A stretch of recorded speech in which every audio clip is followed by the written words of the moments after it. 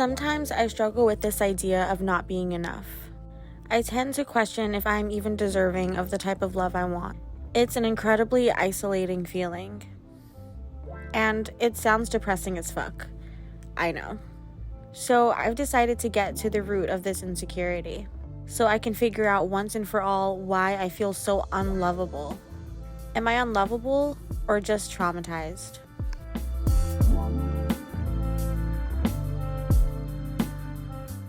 A fear that I've always had about love ever since I was younger was losing myself in love.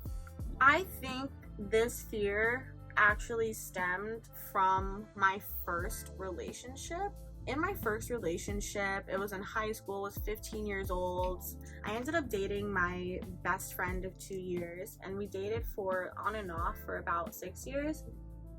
I was very in love with this person. He was my first love. We went from best friends to lover.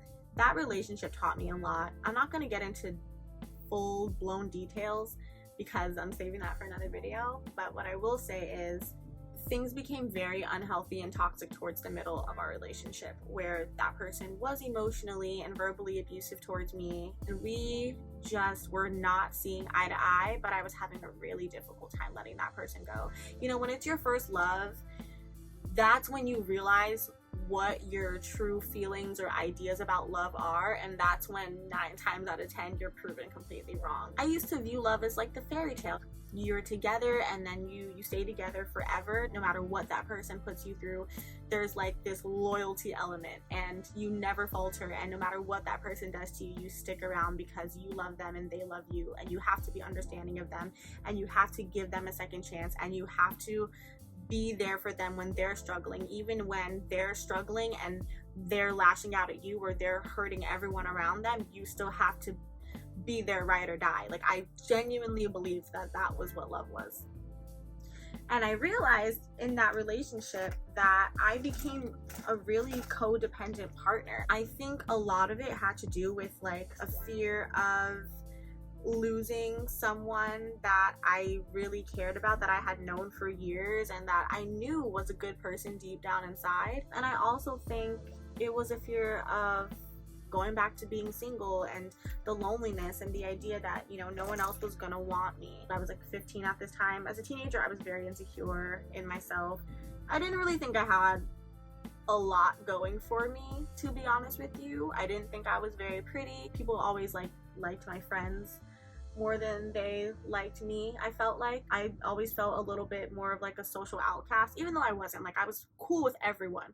I was that girl that knew the drama about everybody. I was friends with everybody, every single friend group, but I still always felt very alone. And with my partner, I never really felt as alone until he started, being an asshole. Once I got out of that really toxic relationship, treating you why are you staying with him? You're crazy. Or everyone that knew what was going on, they thought I was stupid, and they felt sorry for me, and they pitied me, and it was the fucking worst. And I knew what people thought, but I was I love this person and I'm gonna stand by this person. I think a lot of that, aside from my idea of loyalty being a large part of love, was also just, again, a fear of loneliness and feeling codependent. And I had put so much time and effort and energy into that person and into loving that person, and I didn't want to give it up. I felt like I didn't know who I was, and I felt like I lost a little bit of myself while I was in that relationship, and I was scared that I wouldn't be able to come back to who I was or who I would be without that person. So that definitely played a role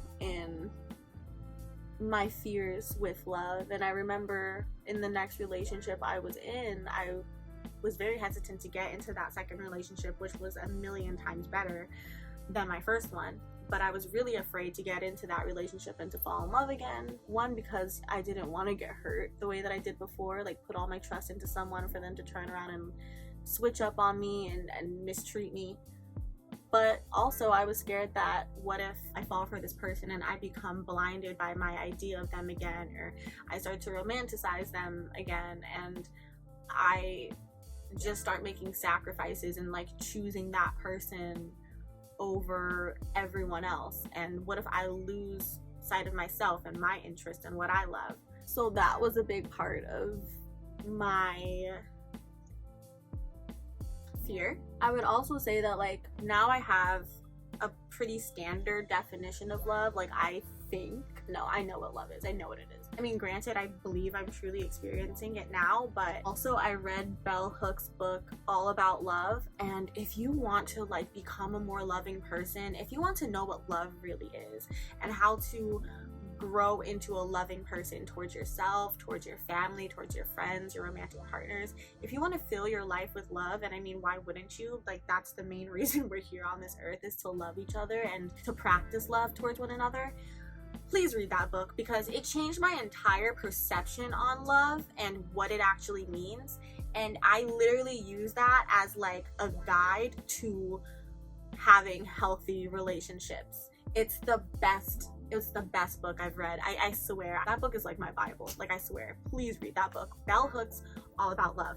She uses the definition by Eric Fromm. I think he's either a psychologist or a philosopher. But his definition of love is a willingness to nurture oneself or another's spiritual growth. Listen, I did a whole podcast episode on it. It'll be linked down below. Check out Transparency Card, shameless plug. Available on Spotify, Google, Apple, and Anchor, and other podcasting platforms. I'll link it down below. Go listen to it. It's really good. I find that in order to nurture yourself and nurture another person and their growth, you have to be there for that person, and you have to be understanding and empathetic towards that person. And I think that it can be really easy to fall into codependency when you're so concerned about another person, because if you don't have awareness or you don't have love for yourself or empathy for yourself, you could then put the other person's needs and desires over your own and prioritize that. And that's when you become resentful, because you feel like you've lost yourself by trying to please this other person, by trying to do right by them. And I think that's always been a fear of mine when it comes to love, is like codependency. Another fear that I realize I've had when it comes to love, and this is the last one for now, is loneliness. I have always been comfortable being alone, because like growing up, I was always alone. Like, you know, my parents weren't really there for different reasons, which I don't judge them for now, but it wasn't easy. I think being alone is a beautiful thing. You find yourself, and I'm a huge advocate for spending time with yourself, so you figure out who you are and what you want outside of external influence, and you can really figure out who you are when you spend time alone. You observe yourself and your interests, and it's great. But I also think that being lonely and being alone are two different things. And this is actually like one of the few times in my life where I felt like just really incredibly lonely. I always thought that when you love someone, like when you decide to be with someone and you're really in love with them, it's because that person understands you and they see you and they hear you. And so therefore, when you're in the presence of that person, you never feel alone. I thought that love meant an absence of loneliness, and that's not true. I'm probably in one of the best relationships I've ever been in, truly. And I still find moments where I feel just really lonely and isolated. And that has nothing to do with my partner. I think that's just a part of life. There are going to be moments in life where you feel lonely. And I think that's one of those thoughts that we have to invalidate within ourselves and be like, hey, like, you feel like you're lonely, but you actually have a lot of people in your corner. You actually have people that you can reach out to. This is a limiting belief. This is a fear. This is something that you shouldn't let affect you. I think it also comes down to just like getting back in touch with reality too, and really like expressing gratitude for what you do have instead of what you feel like you don't. Because a lot of the times the things that we're looking for, the happiness that we're seeking, is right here with us in the present moment and in our present relationships. And if it's not there, we can always find it. So I think like that feeling of loneliness is also a fear I have about love, and it was just a huge misconception. Like, I thought that once I found love, like, it would cure everything, it would complete me, but that's not the case at all. Like, again, love is about nurturing your spiritual growth, your physical, your mental, all of that. Therefore, in different seasons of your life, you're going to experience different emotions, and you're just going to continue to grow and blossom into who you're meant to become. And you can have someone there with you that accompanies you and that supports you and loves you and helps nurture you, but you know, that feeling of loneliness doesn't ever really fully go away. And I think that isn't the worst thing in the world too. You have the power to then shift your perspective and be like, actually, like, I'm not lonely. Like, and even if I am, I can change that right now. I literally have a love-hate relationship with strip lashes. Like, they look so amazing, but sometimes they can be so difficult to put on, and I get really frustrated with it. And other times it's like effortless, and I'm like, oh my god, like, I should do this every single day again. And then other times it's like, fuck that, I'm just gonna wear glasses. Like, I'm not even gonna bother. But look at the difference. I know I look 10 times better. You don't need to tell me. I know I look fucking great with these lashes on. I should be done with my makeup at this point, but we have more questions, so I'm gonna do a full face. Also, I have a friend date tonight. I'm meeting her for the first time in person. I'm so excited. I want more friends. And if you guys want a little update, a little journey to finding more meaningful friendships or making more meaningful friendships, let me know. What are some ways you felt invalidated in the past? It doesn't have to be specifically romantic. It could also apply to friendships, platonic relationships. Who hurt you? All right, I already talked about the first guy I ever dated. I would say that he definitely traumatized me for years to come. So there's that. But I also have realized that at the time he was kind of a psycho. He's not a psycho anymore, but he was. So, you know, I've forgiven him. But as far as the relationships I had after that one, I would say that one fear that I have when it comes to like my current relationship, and this is a result of past relationships, is the fear of someone switching up on you out of the blue. I think it never really is out of the blue. There are always like those signs that you only then recognize like after the fact. Like as a woman, I feel like you kind of already feel it. If you trust your intuition, if you're in tune with that, you already feel it kind of coming. And I think that's why like when we feel like something is off or our partner starts to act different, you ask them. And then a lot of the men that I've dated, and I'm not going to sit here and generalize and say all men this, because there are some men who know how to set healthy boundaries, who know how to openly communicate, and then there are some men who don't. And a lot of the men that I dated did not know how to communicate. A lot of the men I dated were people pleasers and just wanted to satisfy me and couldn't have difficult conversations with me, whether it be because they didn't want to hurt my feelings, or they didn't want to deal with conflict or confrontation, or they were told like, oh, happy wife, happy life, like the girl's always right, just like say whatever she needs to hear in order to get her to shut up. Whatever the case may be, I've dealt with a lot of men that did not know how to communicate. So that's why I say it's not really like these breakups or being ghosted or whatever the case may be, or these switch ups, were not out of the blue, because these were all things that could have been avoided had there been healthy communication. Now, I'm not going to sit here and blame them like entirely, because I'm pretty sure like there are some things that I didn't openly communicate about myself. Like, of course, like if two people aren't choosing to communicate and make it work, or you think that you're going to make it work by not communicating, big mistake. So I would say that like that is, you know, still a fear of mine, because I had one relationship, and wow, I'm really just spilling the tea, guys. There's this one guy I dated, like, he was so cute. Too bad he couldn't communicate for shit. Wish him the best though. I actually still follow him on Instagram. Like, he's a great person though. He's like amazing. One thing I can say about all the guys I've dated is they're good fucking people. Really good people. Didn't handle a lot of situations well within the context of our relationship, but still really good people, so love them all. But we dated for like 10 months or whatever, and like we never fought. Like not once. We never fought. Not once. So there's one day I was like, babe, we never fight. And I feel like arguing or like having disagreements is like a healthy part of a healthy relationship. So is there anything you want to tell me? I was at dinner with a friend, like eating ramen. And this guy's like, well, there was this one time that you did this and that annoyed me. And I'm like, oh, okay. And then he's like, oh, but then there was this other time. And then there was another time, and then and this time after that, and then this other time, and I was like, what the fuck? I had like, I'm not even joking, 10 paragraphs of things that I had done to him or that he disliked, that he never communicated with me about, that he had just been harboring, like that were just like hidden deep down inside. And it's like I finally like typed in the magic code, and he was like, oh, okay. Let me really light her ass on fire. Like, you know what I mean? Like, I was like, what the fuck? I had no idea. Like, this wasn't even just a time when like I wasn't in touch with my intuition, but it was also just like I had trust in him. So I was like, if there's anything wrong, he'll tell me, because I would tell him when something was wrong. So like, I don't know if I'm stupid, but I'm not stupid, because my boyfriend now, he's like, smart people usually like assume the best in other people. You expect them to like think as logically as you would, and dumb people don't trust other people. I'm not saying you're dumb for having trust issues. Like, I also have trust issues, like no shame, but I'm just saying, like, you know, I just had faith that he would act reasonably and like communicate reasonably, and he didn't. So that was traumatizing as fuck, and I broke up with him like the next week. It's not even like what you were upset about that bothered me, honestly, because like had you talked to me about it in that moment, I would have like adjusted my behavior or apologized, or we could have like talked about it, worked it out. Like,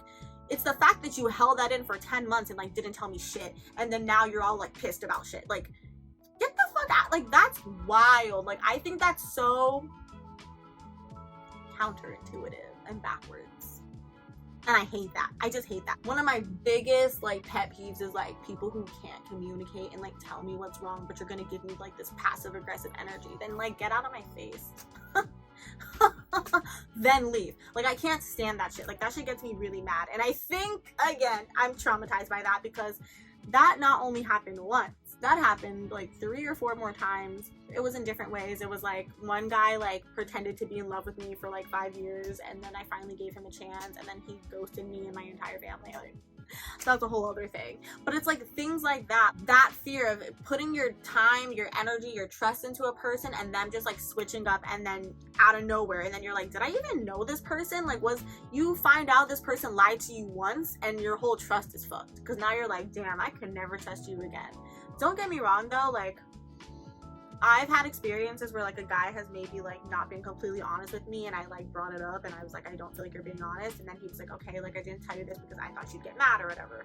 And then I was like, okay, like just please don't do that again. Like, I want you to be honest with me. Like, I can't be with someone I don't trust. And then it never happened again. Like, that person became a lot more forthcoming, and I had to create that environment, you know, for that person to know, like, hey, it's okay to communicate with me. I'm not gonna like get mad at you for having feelings. Like, I'd rather you tell me how you're feeling than you know, you not, and like harbor these negative emotions towards me and then resent me later down the line.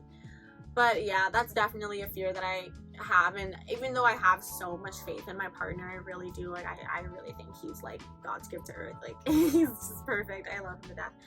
But, you know, that is still like a lingering fear of mine, that like one day the person is just gonna be like, I'm not doing this anymore, or they're gonna just start treating me completely differently, stop putting in, you know, effort to make things work, or stop doing the sweet little things that they did in the beginning. And I know that relationships can't always like stay in the honeymoon phase. Like, you evolve and you grow, you become comfortable with each other. Like, that's freaking awesome. I love that. I love doing small things like going to like a grocery store, or like doing laundry together. Like, that's super cute. But I mean, if you stop communicating and you stop telling me what's going on with you, and you stop being an open book with me, and naturally I'm gonna want to shut down, and the relationship is just done after that. And that's a real fear that I have. I've also messed with a lot of guys who were kind of like, I don't want to call them narcissists, but they kind of were narcissistic and only like to kind of talk about themselves, and a lot of times I didn't feel seen or heard in those relationships. Also, I will like say that I was scared to express how I felt with those people, because maybe I didn't feel like it was like a safe environment for me to be as open. Maybe deep down inside I didn't fully trust these people, and that's on me for being with people or entertaining people that I didn't fully trust.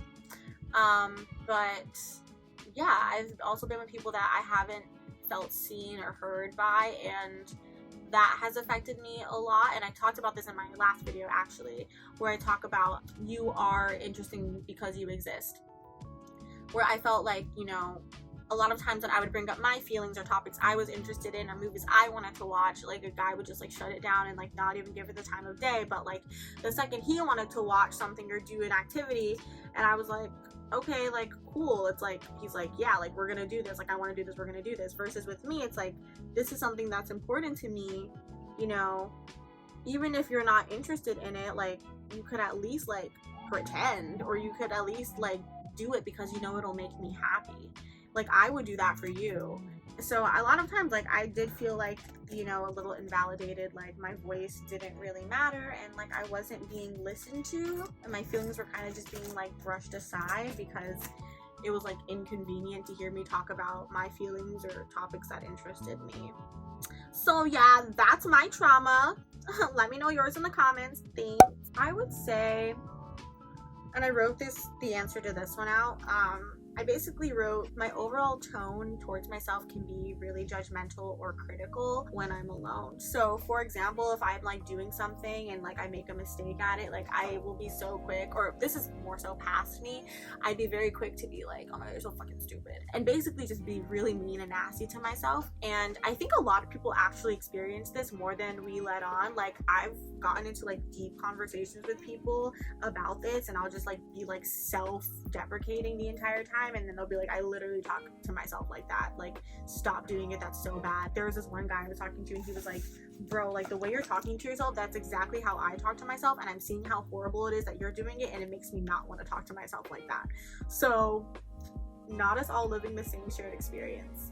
Also, like the very feminine urge to like apologize for my feelings or just existing. Like, there'll be times like I'll do something so minuscule, like say I'm like talking to my boyfriend about just like feelings that I have, feelings that, you know, are valid, and you know what I'm going through, and then I'll be like, I'm sorry, like I'm being so stupid, and then he's like, stop apologizing. What I do now is like, actually I'm not sorry, because my feelings matter, and I deserve to take up as much space as you and your feelings and the next person. Like, when people are open to me and they tell me like their trauma, things they're going through, and they try to like shut themselves down, I'm so quick to be like, don't talk about yourself like that. Like, you are allowed to feel what you're feeling. You went through something traumatizing, you went through something painful. Like, be open about it, talk about it, and talk about it fearlessly, because there's nothing wrong with that. But the second I do it, I'm like, shut the fuck up, stupid. Like, I'm so quick to be like, you're so dumb, like shut up, like no one cares. Like, I'm so mean. I mean, I'm getting better, because it's like I still have those thoughts initially, but then like I like counteract it by being like, shut the fuck up, bitch, you don't run me. Or I'll be like, that's not true, be nice to yourself, like your feelings matter, it's okay to feel how you're feeling, it's okay. And that's why I have it tattooed on my freaking wrist. This is my favorite saying in the entire world, favorite phrase. It's okay. Whenever I feel anxious, whenever I feel like I'm being too much or doing too much, whenever I feel judged by other people, whenever I just don't feel safe within myself, I tell myself, it's okay, it's okay. And I go, just breathe, you are fine, you are loved, you're amazing, you are so wonderful, like you are okay. And I don't know what like this does for me, but it saves my life like almost every single day, I swear. Because there are times throughout my days where I'm just like questioning my entire existence. Am I doing the right thing? Where am I going in life? Who the fuck am I? And I'm like, it's okay, you're figuring it out. We're all just figuring it out, right? But I would say that I'm pretty comfortable with myself as far as like being alone. I would say I'm comfortable with myself and like doing things that I enjoy. But I also will say that, you know, there are still times when I'm very critical of myself and decisions I make, and I just have to like be mindful of how I speak to myself. And so that's when I come in with those thoughts like, hey, like stop talking to yourself like that, stop it, stop invalidating yourself. You wouldn't treat another person like that, you wouldn't talk to your best friend like that, your boyfriend, your mom. Like, don't talk to yourself like that. What makes you so different? And that's really helpful for me. Oh,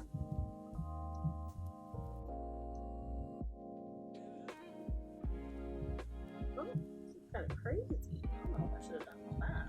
Why do you feel like you are not enough, and where do you think that voice stems from? I'm so deep. Let me shut up. It's a hard one. I thought about this one a lot yesterday.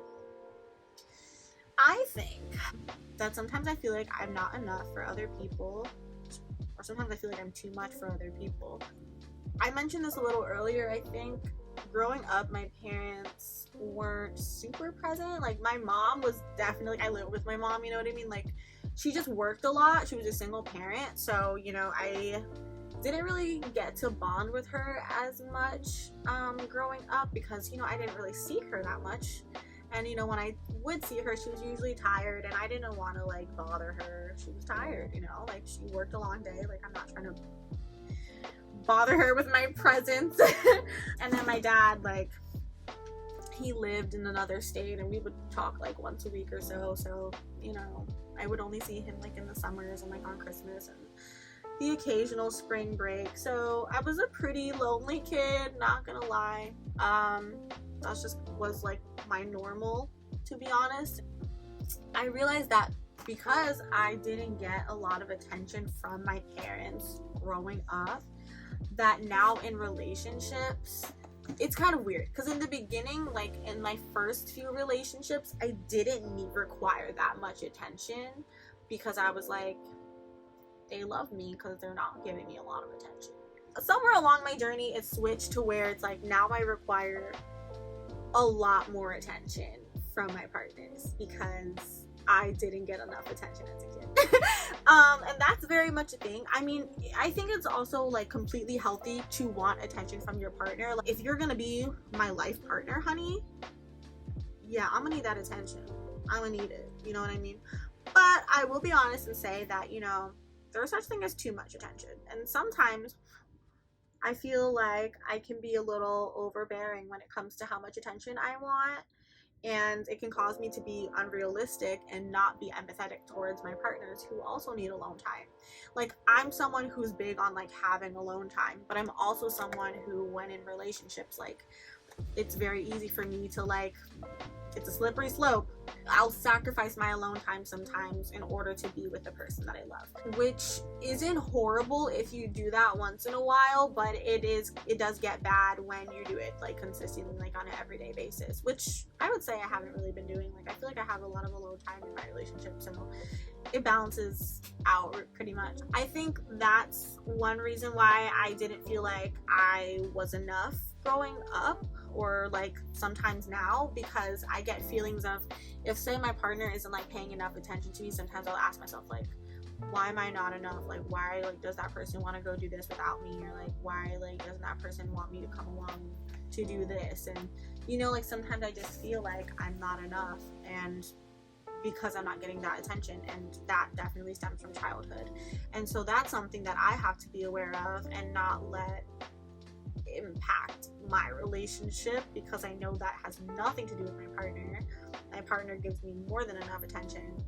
That is really a me thing. Like, that's truly a me problem that I have to work on. I think it's just really important to me now to be as empathetic as possible and give the people in my life that I love so much, that I want to help nurture and grow, as well as I want them to do the same for me. It's really important to me now, and like just a major priority, that I give them as much space and freedom to exist and enjoy this life in any way that they want to and they possibly can, as much as I would want them to do for me.